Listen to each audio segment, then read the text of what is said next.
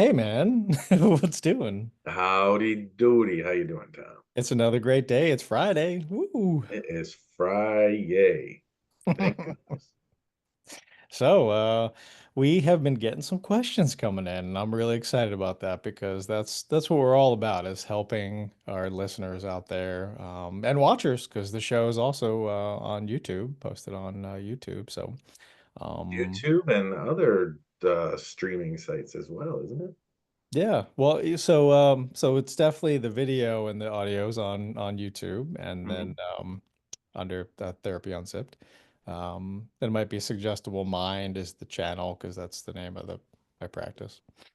Um, but if hey, send your questions or comments, or if you want me to send you links, I'll compile all those. Therapy Unzipped or questions at therapyunzipped.com. And or you can just go on the website suggestiblemind.com and that has links to everything. So that's probably the easiest, best way to access it because it's got the Apple Podcast link and then the Spotify link, which I think is what most people utilize anyway. And if you use a different streaming service for the audio, other than Apple or Spotify, then Google Cast or whatever, you can just search up Therapy Unzipped and it'll pop up. It's on most streaming services, and then of course on YouTube. That's That has awesome. links in the website. Yeah, that's great. I mean, we've the last week or two, we've answered questions that people have sent in, and they're sending in more questions. So, hey, keep them coming. We'd be happy to answer these. That's great. And then on the show, I want to protect you, your confidentiality, and so we'll change names and, of course, omit some identifying information, unless you want us to share that for whatever reason. If you're like, go ahead, read everything, we'll do that. So happy to do that. It helps us instead of me responding back because it takes a long time or us to respond back to emails. We have full-time practices, so I mean we lack the time to be able to specifically answer each person. But since we have the show and we can help out many people who possibly are dealing with, suffering from, or have same kind of question, or can relate to it, then we can help out a whole bunch of people. So why not do that? Absolutely. Yeah. So keep them coming. Yeah. Also, on the streaming or not streaming, the social media posts like TikTok, Instagram, well, Instagram, Facebook, um, LinkedIn. I do little videos, little 30 second to 1 minute videos, every day, and your question might even be answered on one of those. So keep checking, but Cool. thank you. So, without further ado, we have a question, and it's a longer email, so I'll do my best to curate this so that I'm not divulging any identifying information. Female, we'll call her D. This is just first initial for the name D. Hi, Tom. Thank you for the opportunity to send in questions. Appreciate that. So, my recent journey of trying to be me becoming, as you said yesterday, which is a video I put out. Um, my new boyfriend and I had a fight where he was just so frustrated with a certain person. She writes, my covert narcissist roommate, because she is always coming up in our conversation and tries and succeeds a lot in keeping me away from him to control me and possess my every move. Yikes. Mm. During this fight, which was over the phone, he yelled at me for the first time ever. He is a kind and gentle, emotionally available man. I just pushed him to his last nerve and with her. I guess he's not a big fan of her, their roommate. Mm.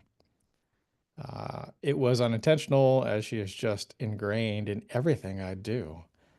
I'm an empath, shocker, I know, and left a narcissist back in another location and then went to a different state 3,000 miles away. As I said, I'm omitting some of those from those pertinent Mhm. things. uh, and has found herself almost in the same situation. Shit. Hmm. My question is this: while my boyfriend was yelling at me, it was this that I could emotionally handle. I was used to fights I had with my, I guess ex, who was a narcissist, and of course with the roommate, who has the same affliction. When my boyfriend tries to get me to tell him what's on my mind, and we have any kind of serious conversation, all I can do is cry. It's so hard for me to talk about real feelings.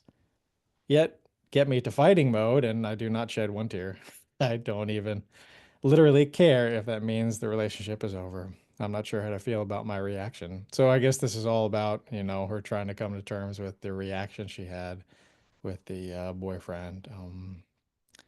And then she's starting a new job that's going to keep her away, and she's actually kind of excited and feels guilty that she's going to be just her and her dog away from everybody. And that kind of feels good, but I think she's having some guilt about that, but not sure, I guess, where the relationship is going. And they're 50s, 50s. Wow. Roommates even older than that. But she said, we're too old for bullshit, but here we are. Here we are. Wow. So Well, D. that was a whole lot. Good, my goodness. There's a lot to unpack there, huh, Tom? Yeah, for sure. Well, let's start with just some basics, right? When we talk with people and they say, I don't know how it happens. These are the things that I don't want to happen, but I keep finding myself in the same situation over and over and over again. Hmm. It's like the same event with just different people in it. And that's not by accident. We talk about we're an accumulation of our experiences. Our responses, our preferences, our everything has been developed over time since we were very little through childhood, through adolescence, through young adulthood, and we carry on. So um, we we attract what we know, right? So when you say you have all these narcissists in your life and you don't like them, and that's fine, but you are attracted to them, right? So my guess is if there were 10 people standing in the room, 10 strangers standing in a room, and one of them was a narcissist, my guess is you would be attracted to that person. Hmm. Your subconscious, your brain, what you know, your preferences, not that you like it, you don't want to be involved, but that's what your subconscious will be attracted to. It's almost Yeah. like we have these invisible tattoos on our forehead that people read and we are attracted to. So, the thing is just you have to be aware of that, number one. That's the first thing. Mhm. Two hydrogen atoms bond really well with an oxygen atom. Hmm. And narcissists and empaths go together. How many times have we encountered this situation where somebody is an empath, or, maybe an even different way of describing it, somebody who's more codependent? Um, they're attracted to people who have more narcissistic qualities because in a weird way and not in a good way, they complement each other. The empathic person can read and absorb and pick up on the emotional state of others very well. And they usually become more codependent because they sacrifice themselves, their own health and wellness, for the other person. And the narcissistic person has a desire to be validated, needs to be uh, coddled to, needs to be honored, lifted up, needs to be, highly respected, and needs to have somebody who is willing to sacrifice anything and everything so that they can feel okay about themselves. The downside is that it's never enough. It's never enough for either the narcissist nor is it for the empath. And they both, even at first, they feel like they get what they need. Ultimately, it ends in ruin. But it doesn't sound like the boyfriend of D is a narcissist, though. She's just being triggered because of all the trauma she has experienced in the past. Hmm. hmm And, it sounds like you might have broken your mold and you have a history of dating narcissists, and this guy that you're dating seems to be like a good guy, as you describe him, not Yeah. narcissistic. He's very kind, emotionally available, I think you said. But in order for to fill the void, you have a roommate that's a narcissist. So you still Right. have to have a narcissist, in the mix. I mean, the first, obvious answer to that is there a way that you and the boyfriend can go live without the roommate? I mean, and see how that transpires. Um, Yeah. um, Sounds that's the first good. thing. Yeah. Well, and to your point, and what I camped onto it, if let's say they go together, the narcissist and the empath, and they need to have that, symbiotic, not good relationship, then it would feel different, and you wouldn't feel okay, if you in the healthy boyfriend, healthy relationship. You'd feel like something was missing, so you'd have to come to terms with that, and I think there's some work that needs to be done to break some of those old patterns and to be able to, if you're more codependent leaning, which it sounds like you are, to be able to come to terms with being able to say no and set clear boundaries for yourself, and to take more time honoring yourself. I think that's why you're excited about being in a job that puts you away from everybody, is because you can spend more time with you and your dog. Once again, dogs are magical, as we've said. Hmm. And I think that's going to be exactly what you need. However, there's going to come a point where you get bored with that and something's missing, and you're going to want to have that drama back in your life, but you don't need it. And I want you to have some time just to yourself, having a relationship with you. Right. We talk about, these terms codependent, we talk about anxiety, we talk about empath, we talk about, all of these things. And the first thing to do with that information is learn about it, right? So go do the Googling, go open Mr. Google, and not everything you find out there is great. But the first thing, if someone says, "Man, you seem to have some codependent tendencies," go learn what that is. Go learn about being codependent, why it's happened, how you developed into being codependent, what it is that drives you to be codependent, and maybe some strategies on how to start to break that. Or, I mean, the first thing to do is just learn about it and be aware. I mean, the situational awareness is just the first step. And then, Mhm. okay, what can I do? Is this who I want to live? Is this how I want to be? If not, what are some steps that I can take to be aware and start to stop some of those behaviors? Because if you say, well, how's that working for you? And the answer is, well, not well, then Right. okay, so what? Now what are we gonna what are we gonna do to change Right. that? And there are some great resources out there, books, videos, also clinicians who can help you. And I think that this isn't just a one shot answer that's going to change your life. I think it's going to take you, not only having a relationship with yourself, but working on some of those things, some of those patterns of behavior, some of those negative core beliefs you have about yourself with a Mhm. skilled clinician, with somebody that can actually help you sort through those things and start to make positive changes in your life, at least empower you to make some positive changes. But I think you having some distance from both is going to be really helpful, instrumental at helping you. And I think you should take this time to really delve into what those patterns are, where they came from. Maybe it was from childhood. Who knows? Maybe it was Mhm.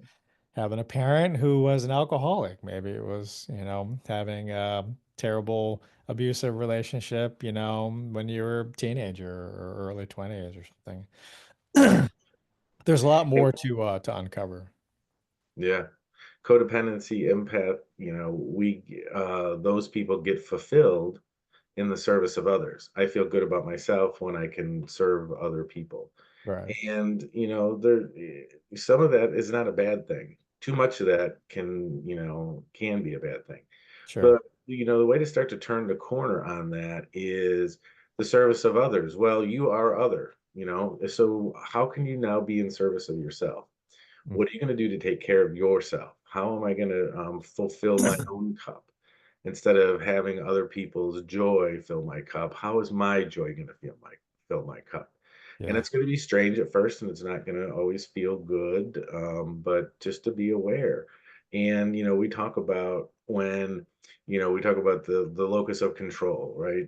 So we start small, and then when our basic needs are filled, then we can go just bigger and bigger and bigger. When people are under a lot of stress, it's time to turn inward. And how do I take care of myself? Because I cannot care for others unless I am caring for myself. So, good sleep, good nutrition, get some exercise, follow a schedule, stay hydrated. What brings me joy? What do I do on a daily basis that brings me joy? Right. And I told this story, I think, a few weeks ago, but if I did, I'm repetitive. So what? Get over it. I was talking to a person and I said, "What brings you joy?" And they said, "Traveling. I love traveling. I love, going all over the world and traveling." I said, "When is your next trip?" And she said, "Well, not for 6 weeks." I'm like, "So you're gonna put off your joy, what brings you joy, for 6 weeks?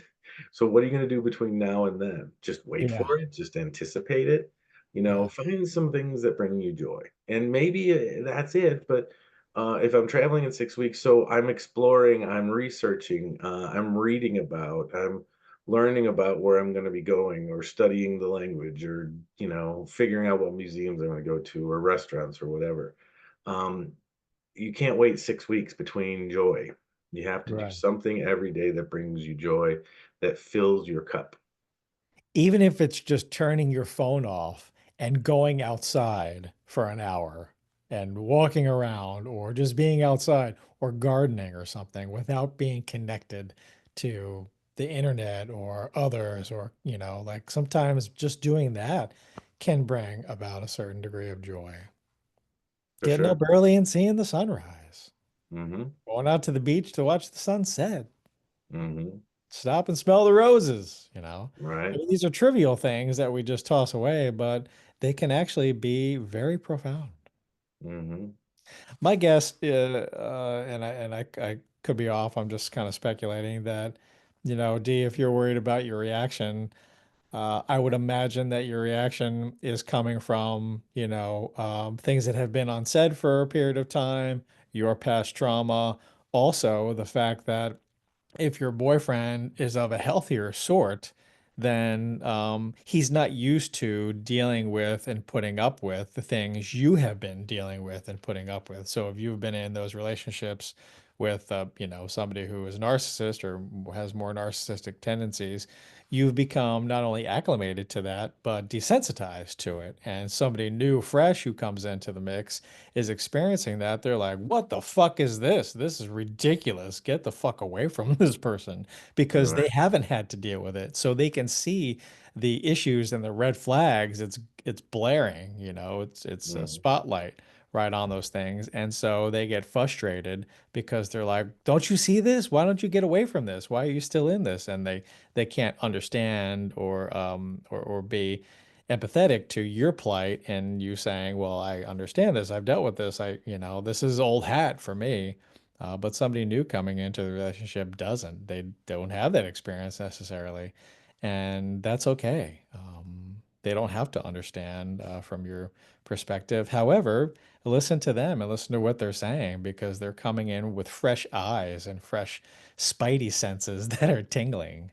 For sure. Uh-huh. And yeah, that's a great, I love the whole spidey sense, when your gut reacts, you pay attention to your gut. There's a great book out there that I used to recommend, to newer clinicians, or I recommend to everybody, is it's called The Gift of Fear. And it was,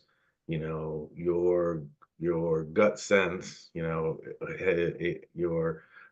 intuition, your spidey sense has been developed over generations, Yeah.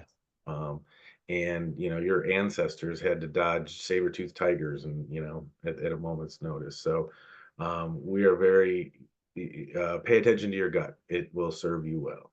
Yes.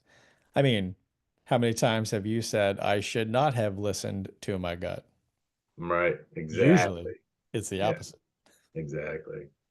There was and this book has a lot of examples, but the one example was, it has tons of people that said I just should have listened to my gut. And it's like you're walking down the street in the city, and there's some creepy guy coming at you, right? And you're like, "Ew, something's off about this guy." Your gut's telling you, "Hey, something's off about this guy."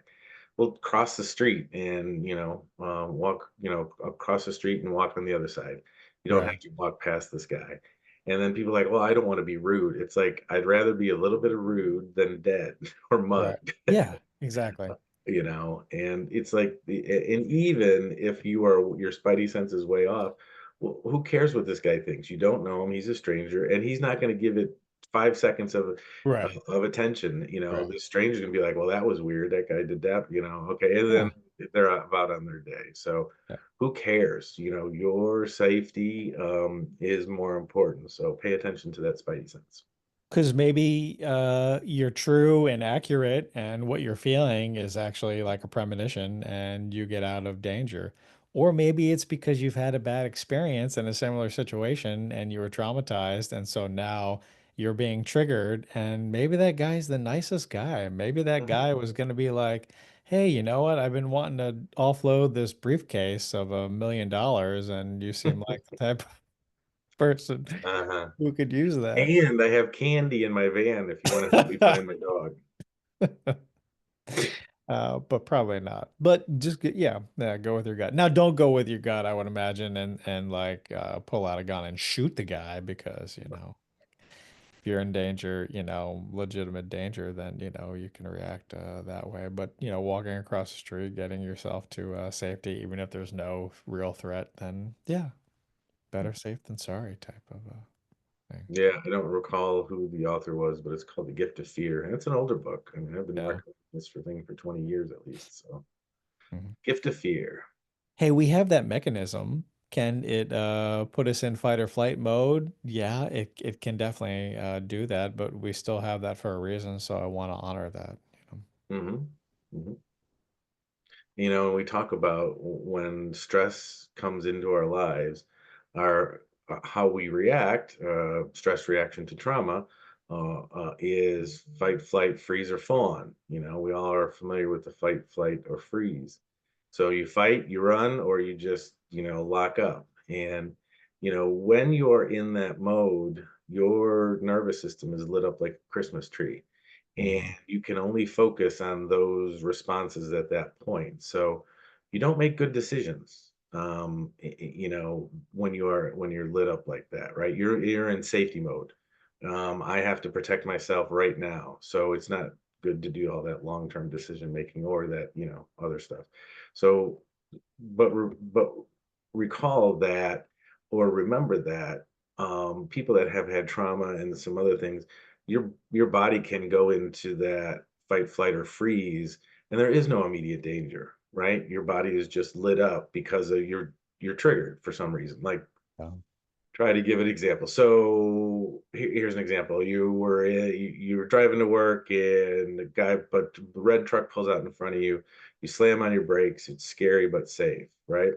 But today you remember there's a Wendy's bag on the side of the road, and a palm frond kind of flew across the street. Um, 6 months from now, right, a palm frond flies, and you could be like in that fight, flight, or freeze because your brain yeah. is putting the two together. Yeah. So just know that when your body lights up like that, it is a stress reaction to trauma. Hmm.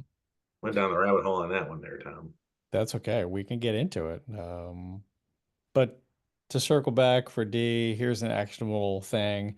Um, we mentioned sticking to those basics, making sure you're getting sleep, nutrition, exercise, water, sticking to a daily schedule, honoring yourself, having a relationship with yourself, and sussing out those old patterns and decide what you want to change, and then work little by little at changing that. When it comes to the boyfriend, you know, um, this will be immensely helpful, not only for you, but for all couples out there. When your partner comes to you and has a concern, the best thing that you can do is to listen and find a way to validate that concern hmm instead of trying to clarify it and point out where they're wrong or to minimize it or to decrease the severity of it for them. just go ahead and find a way to validate that concern, that they're having that concern. You don't have to agree with it. You don't have to feel like the level of intensity is right or wrong, doesn't make any difference. You say, I can appreciate why you're having that concern. That is a concern for you. Let's work on finding a solution. And so if you can address the concern, validate your partner, and then find a way to solve that or fix that or create something, an environment where that problem no longer exists, then do that. That is so much more valuable for you guys to engage in than trying to prove why the other person is wrong or why they shouldn't have that concern or why that they don't have that concern or it's not important to them. Fuck that. Just validate the person's concern and then find a way to solve it. Even if you feel like it's completely irrational and stupid or whatever, that Right. doesn't It's help or real for benefit them. the relationship. It's real for them. Whether you Yeah. believe it or not, it's real for them. Yeah. And the one trick that I teach all couples that I work with is when someone's kind of unloading or bringing up a problem or a concern, you know, the human nature is we got to go in and fix it. Okay, they're bringing a concern to me, so I have to fix it. And a lot of times people don't want their problems fixed. They just want to be heard, right? Yeah. So we'll do the whole I can do the ear or point to the head. Do you want my head? Do you want me to help you solve this problem? Or do you just want me to listen? Right. And if you can put that out there for your partner, loved one, whoever it is that you're doing this, friend, whoever, and just clarify what is it that you want from me right now? Do you want me to help you problem solve this, or do you just want me to listen? And really, 7 times out of 10, 8 times out of 10, they just want you to listen to them. For sure. So the pressure's off. You have to pay attention, but you just keep your mouth shut. Yeah. And you Yeah. remember that little, this is funny. You remember that little duck drinking, that just like tipped over and then drank Whoop. and then went Right. out. Yeah. So while they're blah, blah, blah, blah, you can just be like the duck drinking in your head. You don't have to Uh-huh. do anything. That's all I picture. Right. Right. Mm. Mm, mhm, Oh, mm, okay. yes. Well, and think about that. I mean, 80% of our language is body language, or our communication is body language. So, I mean, how are you listening? That could be an important show, you know. Are you listening with your arms crossed, rolling your eyes, looking at the ceiling, looking at your phone? Or are you listening intently? Are you holding space for your person? Are you holding their hand while they're talking? Are you looking into their eyes while they're talking? Sitting facing them instead of sitting facing away with your head turned, you know, like these all speak volumes as to whether or not you are paying attention or listening or not. So, Yeah. anyway. Well, D, I hope that was helpful. I hope so.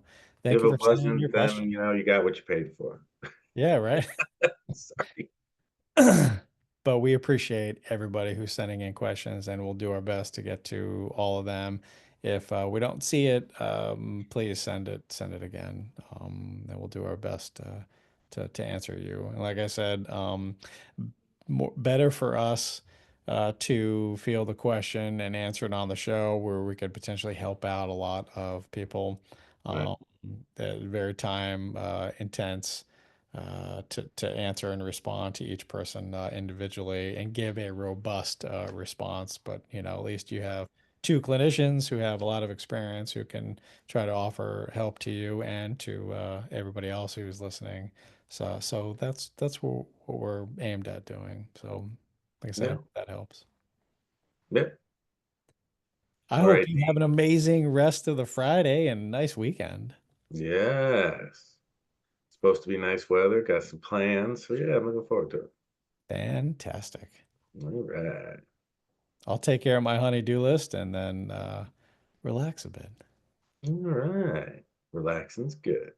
Yeah, man. So I hope you out there have an amazing weekend yourselves or whenever you're listening. We hope that your day is going really well, and we look forward to talking with you again. Thank you, Tom. Thank you, Brad. We'll see you soon. All right.